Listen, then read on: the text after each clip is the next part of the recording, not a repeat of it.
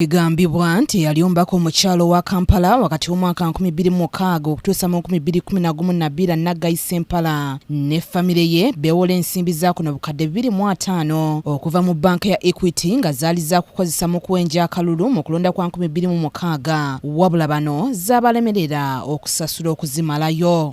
Mu kalulu aka 2011 omukyala Nabilah Nagayi yaddamu okwagala okwesimbawo wabula era ono yeewola ensimbi endala nga yali yakasasulako obukadde 4 mu bunaku bbanja. On 28th, when I decided to give them the money to clear in the bank, I said we write an agreement where these documents have already asked for come. You give them to me as security. So she agreed to, and I told her to discuss with the husband because I could not. I was busy, but I cannot go around with her discussing the husband. I attended on that first meeting with her. That's when she came back to me and said, "Can you give us more money?" Then I said, "If I'm going to give you the other balance of the 400 million which you want now, I had to raise the loan from 50,000." Ono kye yakola kwe kuddukira prof.Baryamubeera okumufunira ensimbi asasule ebbanja wamu n'okukola emirimu emirala era yasaba obukadde 4,450. Bino byonna okubaawo ba Isaac Sempala yali tamanyi era nga yeewuunya byonna omukyala bwe yabikola. prof.Baryamubeera agamba nti olw'okuba nti bano baali balemereddwa okusasula ebbanja lya banka olw'enkolagana eyaliwo ne famire eno yaddamu okubawoola ensimbi endala obukadde 4,000 kubanga omukyala Nabilah Nagayi yali yeetaaga ensimbi okufuna ennyumba wamu n'okuweererera abaana ate nga mu kiseera ekyo omwami we yali mu Canada. To give a copy of the title, and the letter was read for you the text, urgent, rush to whatever, because they were looking for somebody to give them money. Now on the 28th, that's when I said, the mill is still, So you lent them? Yeah. Did you buy the property or you lent them? Now, simple question. I think between lending and selling. The money I gave them was for buying the property, because when I gave them 50 million shillings, so you bought when I gave them 50 million shillings, Professor? No, when I gave them 50 million, Bino Baryamubeera abinnyonnyodde omulamuzi Stephen Mubiru owa kkooti enkulu n'ategeeza nti ng'ayita mu mukyala wa Sempala bakkaanya bamuwe ekyapa ky'ettaka okutudde ennyumba yaabwe n'ebirala ebijja mu nsimbi ze yabawa. Put that you are going to sell the property to buy it or whatever. There's the way they were right to the bank. Now the next thing was that the agreement I signed with them through the wife was like when they bring the title and so on, then I give them the 400, and I did that. So the agreement you signed was the document for was buying or for friendly loan? It is a friendly loan, but if you look at that loan, wabula ono bw'abuuziddwa oba Sempala bba wa Nabilah yateeka omukono ku ndagaano zino zonna azzeemu bw'ati.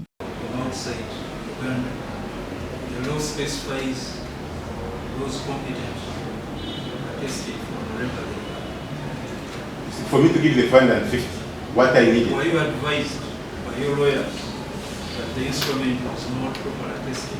No. But for me, what I needed, they didn't tell me about that. But what I needed, at that time, did not include the transfer. But he had signed them and I was given the transfer. What was given was the title, what I needed, and the mortgage release letter. Bw'abuuziddwa kye yeetaaga mu kkooti ategeezezza nti ayagala ssente ze oba nga zibabuze atwale be baamusingira kubanga ssente zino ziruddeyo nnyo. I just want to know. Yes. I just want to know how Sempala is in the US, Nagayi is here, and Sempala signs. Yes. Then Nagayi witnesses for, If they are or maybe we can, maybe Nagayi was witnessing. There's no way Sempala could be here. You know how he left? There's no way how he could be here. It doesn't matter. And they needed to receive their property.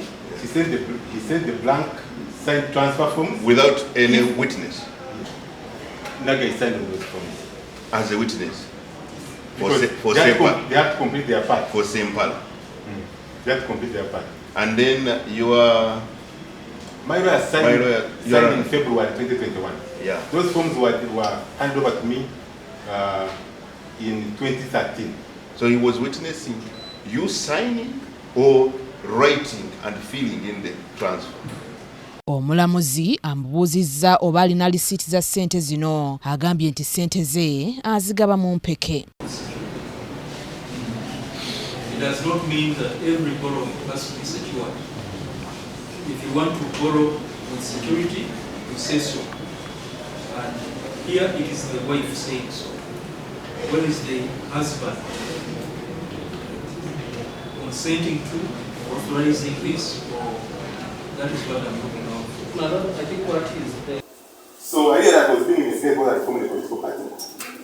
And so from that time, around that time, I decided never to have money in my account in Uganda. So me, I have my money. But I don't have so even when you ask me what you get your money fund, you can spend it in 2016. I had money. Billions I use. But I never had my money in my account. So that's why I always understand. And there's no law that stops me from transacting in cash. If they do, you work on a cash basis because that. Namukwana nga wamuwa ssente kati ate yavaawo n'agamba nti kati ate ekyapa kyentaddeyo era kyekigenda okukola embeera efaanana bityo. So n'olwekyo ndowooza mulamuzi byonna bitegedde abiwulidde nabira ddala nti byazamanya nabombi era nakukumpanya nsuubira bulungi nnyo nti jjajimenti ejja kubeera mu feva yaffe eyokubeera nti Omulamuzi Stephen Mubiru owa kkooti eno enkulu ey'ebyobusuubuzi ataddewo olwange ennaku z'omwezi 15 omwezi ogw'E12 omwaka guno okuwa ensala ye mu musango guno, wabula nga muganda wa Ssempala Isaac bbawa Nabilah Hajji Latif Ssempala agambye nti prof.Baryamubeera ssente yaziwa buwi Nabilah. Zonna famire yaabwe yali wamu naye ati bino bijjamu era nga mu kujjamu famire n'ebeera nga yayingirirwa bwe yayingirirwa ebintu bitandika okujja n'ebeera nga bikosezza nnyo nga famire ya Ssempala ate na famire yaffe nga kyabandisibwa ddala oba olwo tetwandyagadde ensonga ezo okutuukaawo naye bwe bityo. Omulangira Junju Moses yakusakidde eggulire lino ku KTV Amalindirire.